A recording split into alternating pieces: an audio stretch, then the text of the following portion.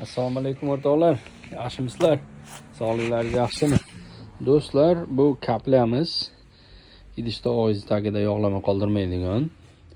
Endi o'rtoqlar, sizlarga gigiyenadan dars o'tishim shart bo'lmasa kerak. Bu kaplamiz bosma kapla hisoblanadi. Mana bular qisma kapla.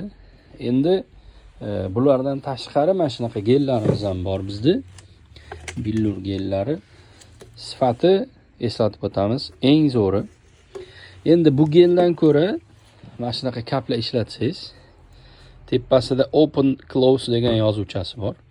Open tomonga burab qo'yasizda, shunday bossangiz mashag'idan chiqadi o'zi. Gubkangizni bunday tutasizda, shunday bosib ishlataverasiz. O'ta udobniy, o'ta sifatli.